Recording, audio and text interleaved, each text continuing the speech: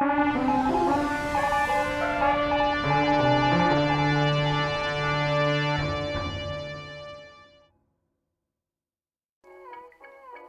there, ladies and gentlemen, and those that do not fall into either of those two categories. This is Jimmy Haight with Hammer News on Super Creep TV, bringing you the news for the days of January 9th through January 15th, 2017. Well, we have waded through another cesspool of a week and more depressing news than you can shake a stick at to bring you some shit that probably won't make you openly weep like my grandma at last call for about 6-ish minutes. Enjoy, I guess. I want to touch on this next story real quick. So we lost a lot of beloved actors and performers in 2016. We all know that. I'm not going to list them all because the ones that matter to me, well, probably don't matter to you, and vice versa. But one that I am certain matters to most of you is the illustrious purple god himself, Prince. Apparently Prince was incredibly savvy outside the music and film industry. Who the fuck knew? That, or he was just really paranoid about the coming apocalypse / downfall of paper money, etc., etc. I say this because apparently Prince was the owner of $25.4 million in real estate acquisitions. That is a lot of single-wide trailers, folks. Prince had so many trailer parks scattered throughout Minnesota. But that's not the most mind-boggling part of it. Well, it is, but the other part was that Prince was hoarding gold, like a fucking goblin, or an alchemist, or whatever the fuck else hoards gold, I don't know. But he had almost $1 million in gold bars. It could have been that he intended to gold plate all of his trailers, but I guess the world may never know. When it comes to poor decision making while intoxicated, I'm an authority. But I think the following individual may have drunk driving her way past Jimmy Haight's high score for fantastic life choices straight into, I guess, jail. The ordeal started when the police attempted to apprehend a woman who failed to come to a complete stop at a stop sign. You know, they probably assumed she was face-tweeting or screaming at her kids and just blew past it. Could happen to anyone, really. But the next part takes a rebel to pull off something like this. The woman attempted, and succeeded for a while at least, at evading the po-po. That is, until she was spotted by officers at a boat launch sitting in her car and knocking back some cold ones. As the fuzz approached, presumably to question and arrest her for evasion, she hammered on the gas pedal and hauled ass away from that shit, straight into the Susquehanna River, where she promptly went back to doing her thing, drinking heavily and listening to Miley Cyrus like you do.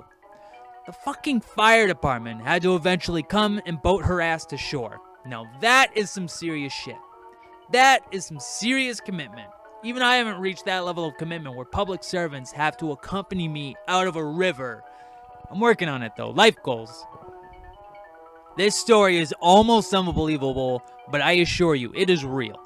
There is a man in Britain who claims to be the reincarnation of King Arthur.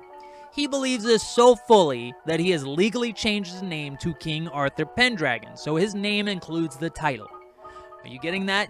First name King, middle name Arthur.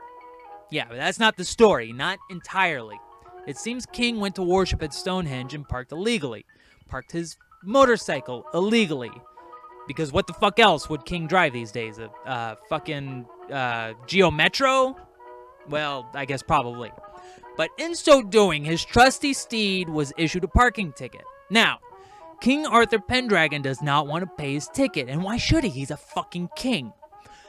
Also, nobody ever wants to pay his parking ticket, so I'm not surprised. But King is trying to gain an exclusion on the grounds of religious rights. So let's break this down. Neo-Druid King Arthur Pendragon does not feel he should have to obey the law because he is worshipping at Stonehenge. These are current day headlines, and I do not know how I feel about that. And these fucking religious folks, dude, who do they think they are? Having religion does not exclude you from following the law. I should know, I was ordained. That shit does not matter, no matter how many times you tell the cop. The police did decide to look the other way as King lit a huge bonfire and danced naked around a bunch of flowing-haired virgins. You've really got to pick your battles. Our next story is gross, and I'm not going to parse words here. It makes me cringe, and that's saying something. I'm the type of person that would drink myself sick, throw it up, and then drink that for the alcohol content, and even I think this is gross. But enough about me.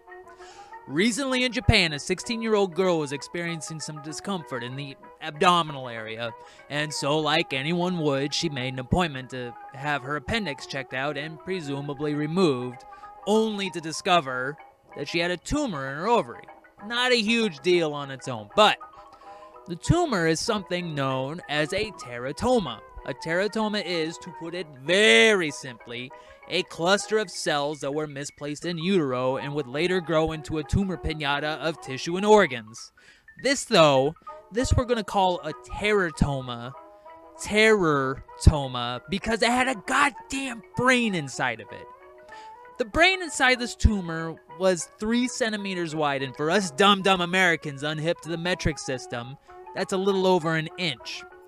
The teratoma had hair too. Reference the picture. That is the real image, I swear.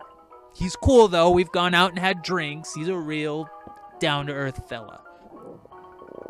And that, I would say, about wraps it up. I may not be remembering all of the details of these stories correctly. Accuracy is not my strong suit, but fuck it. It's probably more accurate than you'll find on your Facebook feed. If you liked our video, please like and subscribe. If you have any news tips you think we'd like, you can send a message to supercreeptv@gmail.com with the subject of Newsroom. We want to very much thank our Patreon supporter, Mary Poppins, and if you are also interested in helping, you can pop over to our Patreon page, patreon.com/supercreeptv. Also check us out on Twitter and Facebook. Rock over London, rock on Chicago. This has been Jimmy Haight. See you next Monday.